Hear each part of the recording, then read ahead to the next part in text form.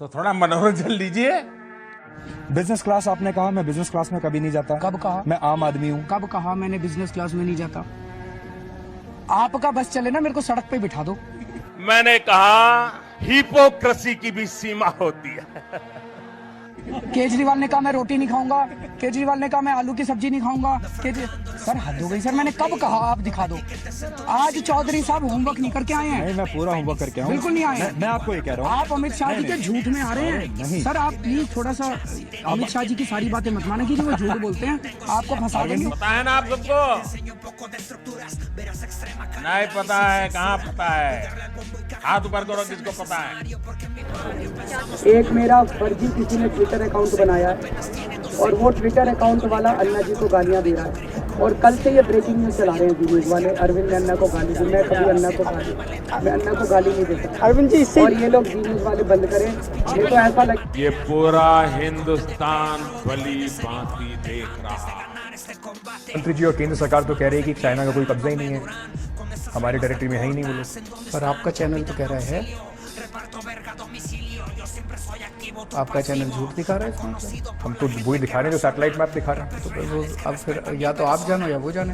आपका चैनल कह रहा है, मैं समझता हूँ आपका चैनल कहता है हम सबसे तेज और सच दिखाते हैं। तो आप भाइयों बहनों, ये सफेद झूठ है, ये पद इरादे वाला खेल है, ये नापाक खेल है। घर देने वाली प्रधानमंत्री आवास योजना केंद्र सरकार की थी, आपने उसको लागू नहीं होने दिया। उसकी वजह से एक साल में 3,623 बेघर लोगों की मौत हुई। ये पूरा हिंदुस्तान भली भांति देख रहा है। नहीं, गलत। ऐसी कोई प्रधानमंत्री की योजना नहीं है जिसमें बेघरों को घर दिए जा सके। वो झूठ बोल रहे हैं। झूठ पे झूठ, झूठ पे झूठ, झूठ पे झूठ।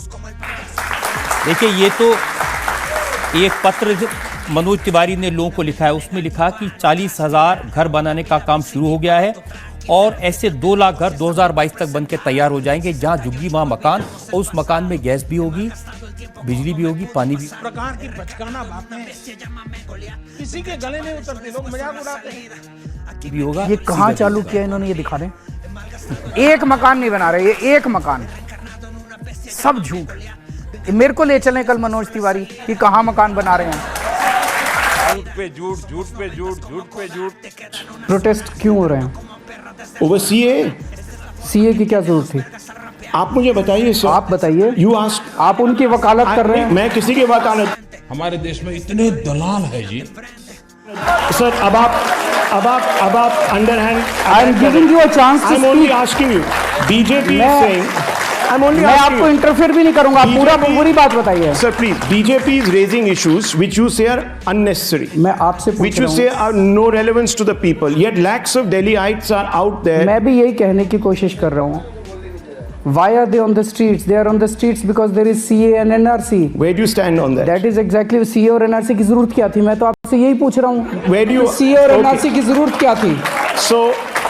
So अगर CA और NRC आज हटा दें, सारे लोग अपने अपने घर चले जाएंगे। मैं आपको बताता हूं सर। सुन तो लो यार। दिल्ली में 6 कैंप्स हैं। मेरे को बोल तो लेने दो। दिल्ली में 6 कैंप्स हैं। आपने मेरे से सवाल पूछा, मैं आपको जवाब देता हूं। दिल्ली में 6 कैंप्स हैं जहां पर हिंदू सिख पाकिस्तान से भाग के आए। They escaped Pakistan because they were persecuted there. Don't you think those people should get citizenship, Mr. Kejriwal? तो उन 6 कैंप्स के लिए पूरे देश के अंदर हंगामा कर दिया। देश संकट में है। Sir, now you are trivializing this issue. It is actually a You are privilege. trivializing this issue. भाई मैं Millions of आपसे ये Hindus- पूछ रहा हूँ, दिल्ली में 6 कैंप्स हैं। Millions of उन Hindus, 6 millions कैंप्स of के लिए Sikhs. पूरे देश का सत्यानाश कर दिया, पूरे देश का बेड़ा गर्क कर दिया उन 6 कैंप्स के लिए।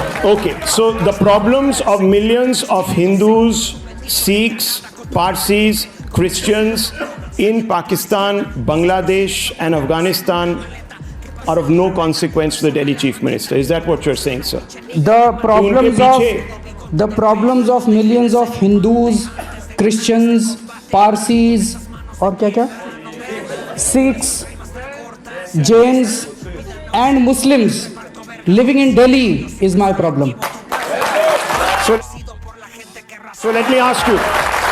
There are, sir, आपको पाकिस्तानियों की बड़ी प्रॉब्लम पड़ी है, भारत के लोगों की कोई प्रॉब्लम नहीं है। ओके, भारत के अंदर इतनी बेरोजगारी है, हिंदुओं की, क्रिश्चियंस की, पारसीज की, सिखों की, उनकी बेरोजगारी सॉल्व हो गई। आप फिर शाहीन बाग आपसे क्यों नहीं उनकी गए? बेरोजगारी सॉल्व नहीं हो पा रही, इसलिए आपने जानबूझ के ध्यान भटकाने के लिए किया। आप फिर शाहीन बाग क्यों नहीं गए सर? क्या जरूरत है, शाहीन बाग क्या जाने की जरूरत है? कोई आप, मैं आपसे ये पूछ रहा हूं, आप पार्टी अपने जाती चैनल है। के जरिए, एक मिनट, जेएनयू के एक मिनट, छात्र जाते हैं, मैं आपसे पूछ रहा हूं सर। आज तमाम इंटेलेक्चुअल्स जाते हैं, आप गए थे? मैं क्यों जाऊं? मैं आपसे एक चीज पूछना चाहता ये नहीं जाएंगे। हूं, मेरी बात सुनिए।